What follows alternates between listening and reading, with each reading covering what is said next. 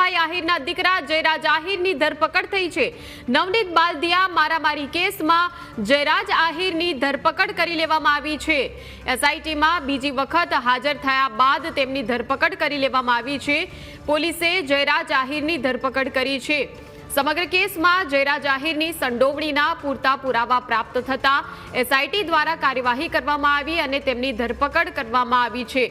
આ ખૂબ જ મોટા સમાચાર કે જ્યાં બગદાણા વિવાદ કેસમાં માયાભાઈ આહિરના દીકરા જયરાજ આહિર પર જે રીતે આક્ષેપ કરવામાં આવ્યો હતો નવનીત બાલદિયા દ્વારા મારપીટમાં સંડોવણીના આક્ષેપ હતા, ત્યારે એસઆઈટી દ્વારા તેમને આજે બીજી વખત પૂછપરછ માટે બોલાવવામાં આવ્યા હતા।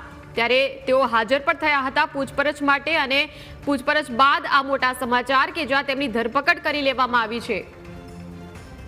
સંવાદદાતા સિદ્ધાર્થ ફોનલાઈન પર જોડાઈ ગયા છે। સિદ્ધાર્થ, આ મોટા સમાચાર નવનીત બાલદિયા કેસમાં કે જ્યાં જયરાજ આહિરની ધરપકડ કરી લેવામાં આવી છે, આગળ શું વિગતો?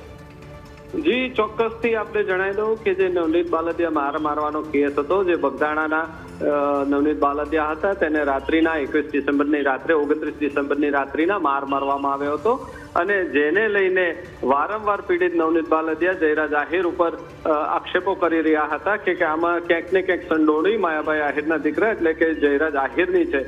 પરંતુ ત્યારબાદ બગદાણા પોલીસ સ્ટેશને સમગ્ર કેસ હાથમાં લીધો હતો અને એક બાદ એક બંને પીઆઈ જે હતા, તત્કાલીન પીઆઈ ડીવી ડાંગર અને કેએસ પટેલને આ કેસ સોંપવામાં આવ્યો હતો અને એમની પાસેથી કેસ લઈને એસઆઈટીને સોંપવામાં આવ્યો હતો। એસઆઈટી દ્વારા પણ બધા સંયોગિક પુરાવો, મોબાઈલ સીડીઆર અને તેમજ અન્ય બધા પુરાવો ગોતવામાં આવ્યા હતા।